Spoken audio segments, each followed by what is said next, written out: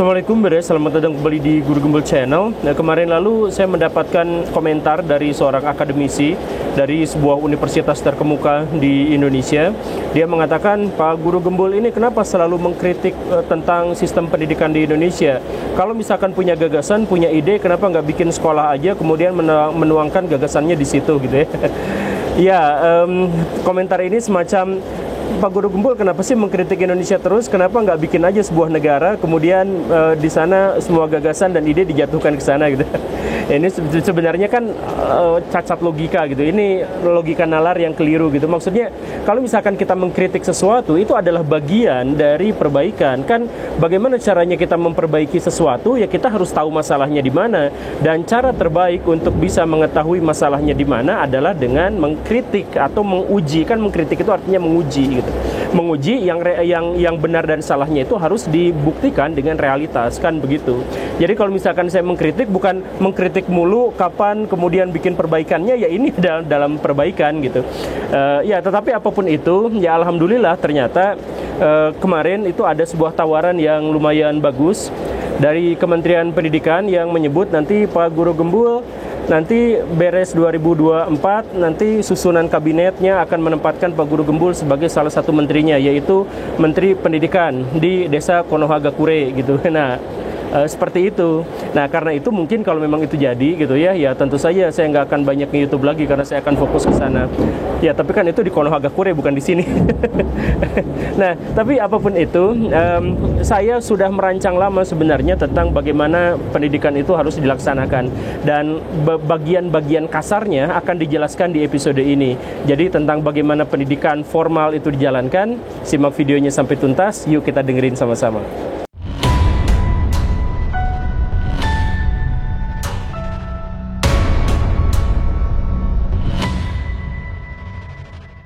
Kita akan berbicara tentang sesuatu yang paling kasar dalam draft rancangan pendidikan apa yang saya jalankan. Saya tentu saja tidak akan menyuguhkan sesuatu yang lebih radikal karena saya berpikirnya adalah yang sekarang sudah ada seperti apa, ayo kita modifikasi sedikit demi sedikit agar penyesuaiannya tidak terlalu sulit. Jadi tidak akan ada lompatan-lompatan yang sangat radikal dan mendalam gitu. Kita mulai dari hal yang sangat sederhana. Sejak kapan anak-anak kita belajar untuk sekolah atau mengenal buku tulis atau mengenal lembaga yang namanya lembaga pendidikan? Ya, ada yang mengatakan 3 tahun, 4 tahun, 5 tahun, 6 tahun. Pendidikan pra sekolah dasar, ada TK, ada playgroup dan sebagainya. Bahkan ada sekolah bayi di Indonesia begitu ya.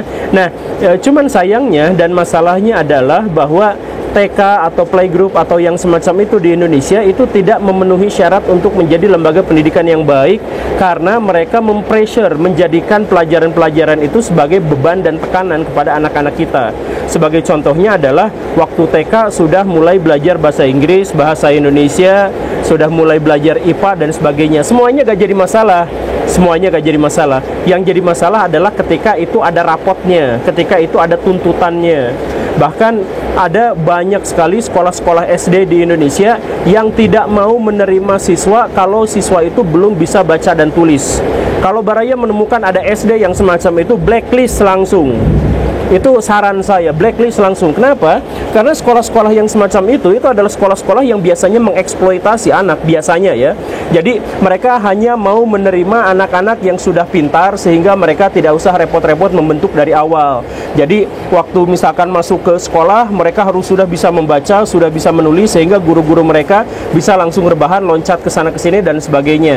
Dan yang lebih parah lagi, sekolah-sekolah semacam itu biasanya akan mengeksploitasi anak lebih di luar jam pelajaran. Misalkan ketika anak-anak sudah masuk kriteria, maka si anak-anak itu ikut dalam perlombaan begini dan begitu gitu ya. Nah, kalau ikut dalam perlombaan begini dan begitu kemudian si anaknya cedera atau sakit gara-gara pekerjaan itu, gara-gara perlombaan itu, maka sekolah akan mengabaikannya. Tapi kalau misalkan berhasil juara 1, juara 2, juara 3, maka sekolah akan mengambil pialanya dan menyimpannya di sekolah gitu. Mengklaim bahwa itu adalah hasil karya sekolahan gitu. Nah, ini eksploitasi sekolah terhadap anak tuh gitu. Ya, dimulainya dari mana? Dimulainya dari ketika masuk pelajaran, masuk ke sekolah yang dimaksud itu, sekolah itu sudah mewajibkan. Padahal itu tidak boleh. Jadi TK itu, ini perumusan saya ya, TK itu anak-anak belajar disisipkan dalam permainan-permainannya, bukan sebaliknya. Jadi anak di situ bermain, dan kalaupun belajarnya tentang hal-hal yang paling mendasar. Dan yang paling penting di sini adalah kalau misalkan ada anak TK yang masuk sekolah, maka pelajaran paling utama itu harus diarahkan kepada orang tuanya. Bagaimana caranya agar orang tua itu bisa mendidik anaknya di rumah, karena frekuensi anak untuk ngobrol dengan orang tuanya tetap seharusnya lebih lama dan lebih banyak daripada dengan sekolah. Jadi ketika anak dimasukkan ke TK, maka orang tuanya wajib sekolah juga. Ya, tidak harus membebani jam kerja orang tuanya, bisa online, bisa seminggu sekali, bisa 2 bulan sekali. Yang penting parenting itu harus tetap ada. Gimana caranya supaya memberikan sosialisasi kepada anak, gimana caranya supaya mereka mengajarkan kepada mereka kesabaran dan sebagainya. Dan yang paling penting adalah gimana caranya agar si orang tua itu bisa bersabar menghadapi anak-anaknya, gimana caranya agar si orang tua itu bersikap lemah lembut kepada anak-anaknya tetapi tetap bisa menerapkan disiplin kepada anaknya dan sebagainya. Pokoknya si orang tua itu harus ikut pembelajaran. Karena kita itu terlalu penuh oleh sekolah untuk anak-anak, tetapi gak ada sekolah untuk orang tua. Padahal ketika anak-anak sudah diajarkan di sekolah, mindsetnya, pikirannya, gagasannya, bahkan otaknya, itu seringkali dirusak di rumah, di orang tuanya. Seringkali saya sebutkan, saya kutip data KPAI bahwa sekitar 70% orang yang membuli anak-anak kita itu adalah orang tuanya. Gara-gara apa? Gara-gara orang tuanya itu gak ngerti gimana caranya untuk mendidik anak. Gara-gara orang tua itu selalu menjadikan anak sebagai pelampiasan dari stresnya. Jadi kalau misalkan orang tuanya kerjanya nggak benar, dipecat, kemudian ada masalah dengan tetangga dan sebagainya, si anak jadi pelampiasan. Kemarin ada kejadian 4 anak dari 6 tahun sampai 3 adiknya semuanya balita, itu dianiaya sampai meninggal oleh orang tuanya, dijadikan sebagai pelampiasan oleh orang tuanya. Dan itu masalah. Jadi oke, TK belajar, tapi juga kemudian orang tuanya yang harus diajarkan. Itu pikiran saya. Kalau misalkan saya jadi Menteri Pendidikan di desa Konohagakure gitu ya. itu waktu TK gitu ya. Nah, kemudian waktu SD, baru SD kelas 1 sampai kelas 3 bolehlah belajar calistung. Tetapi sekali lagi belum boleh ada ulangan, belum boleh ada beban. Kenapa seperti itu? Karena salah satu yang menyebabkan pendidikan di Indonesia sekarang itu gagal adalah karena anak-anak kita trauma belajar. Waktu SMP, waktu SMA, kalau misalkan ngedenger gurunya nggak masuk, hore, seneng luar biasa denger gurunya. Anak-anak sekarang gurunya nggak masuk ya, jadi jam kosong, hore. Kenapa gurunya nggak masuk? Iya, kecelakaan, semoga di rumah sakitnya lebih lama gitu. Karena anak-anak kita itu trauma belajar. Kenapa trauma belajar? Karena sejak kecil, sejak mereka belum bisa menimbang, sejak pikiran dan otak mereka itu masih lugu, sudah mendapatkan beban, sudah mendapatkan doktrin secara tidak sengaja bahwa belajar sama dengan beban. Mereka tidak tahu kalau saya belajar ini, mereka nggak tahu faedahnya apa. Mereka hanya tahu bahwa saya kalau belajar ini diharuskan, sebab kalau tidak saya ulangannya jelek, nilainya jelek, dimarahin sama orang tua, dimarahin sama guru, dipermalukan sama teman-teman, dan seterusnya. Dan karena itulah mereka belajar dengan kacau, dengan mentalitas yang sudah down. Dan karena itu ketika mereka sudah gede, boro-boro semangat belajar, mereka trauma terhadap pembelajaran itu. Nah, agar tidak seperti itu, maka di usia sekolah-sekolah awal, sekitar umur 7, 8, dan 9 tahun, dan mungkin 10 tahun, anak-anak diajarkan bagaimana baca tulis yang benar, anak-anak diajarkan tentang bagaimana menghitung yang benar dan sebagainya, tapi tidak diberikan kewajiban bahwa mereka harus bisa melakukan itu. Ya, standar-standar aja, jangan berikan kepada mereka beban. Lalu apa yang diajarkan di sana kalau misalkan di sana tidak ada ulangan, tidak ada nilai dan sebagainya? Ajari mereka moral, etika, spiritual, kemampuan bersosial. Itulah yang paling pentingnya. Bagaimana caranya mereka mengantri, bagaimana cara mereka mengucapkan terima kasih, apa yang mereka katakan ketika mereka melakukan hal yang salah. Itu yang harus diajarkan, ditanamkan, ditekankan. Bagaimana mereka hidup sebagai masyarakat, bagaimana mereka menjadi hamba Tuhan. Itu yang harus diajarkan. Jadi ketika berhadapan dengan hewan peliharaan, apa yang harus mereka lakukan, berhadapan dengan hewan liar, apa yang harus mereka lakukan, bagaimana cara mereka mencintai lingkungan dan bumi, bagaimana cara mereka memperlakukan sampah, kalau ketemu sama orang asing harus seperti apa, kalau tersesat harus seperti apa, di jalan raya harus seperti apa, masuk bis harus seperti apa, mereka harus mandiri seperti itu. Mereka juga harus diajarkan bagaimana caranya misalkan kalau berhadapan dengan orang asing, bagaimana kalau misalkan mereka dilecehkan secara seksual, mereka harus diajarkan bagaimana saja yang boleh sama orang lain diakses dan yang tidak boleh. Nah, pengetahuan-pengetahuan seperti itulah yang harusnya diajarkan sehingga anak-anak kita masa itu, sebelum mereka mengerti soal kadar intelektual, mereka sudah mengerti apa itu arti sosial dan spiritual dan emosional. Begitu. Jadi berterima kasih. Apa pembiasaannya seperti itu? Saya heran sama orang-orang di Indonesia. Setiap tahun ada saja orang-orang Indonesia yang studi banding ke Finlandia, ke Singapura, ke Jepang, ke Amerika Serikat untuk melihat sistem pendidikan di sana gitu. Padahal sama aja di Amerika Serikat, di Jepang, di Finlandia, di Singapura, anak 6 tahun, 7 tahun, 8 tahun, 9 tahun, 10 tahun itu diajarkan fokusnya itu adalah kepada sosial, kepada moral, kepada etika gitu. Tentang mengantri dan sebagainya, itu yang diajarkan tuh itu. Dan tidak diajarkan apalagi dibebankan pelajaran-pelajaran yang memberatkan gitu. Sok aja cek ke sana gitu. Tapi walaupun sudah ngadain studi banding setiap tahun, pas balik lagi ke sini gak ada pengaruhnya gitu. Tetap aja sekolah-sekolah di Indonesia, anak SD kelas 1, kelas 2, kelas 3 harus sudah bisa baca tulis, sudah bisa calistung, bahasa Inggris, dan ada ulangannya, harus didapat nilai segini gitu. Bahkan kemarin-kemarin ada KKM-nya yang nilainya jelek, berarti orang tuanya dipanggil, kemudian diceramahin, "Bu, anak ibu agak kurang pinter ya," kayak gitu.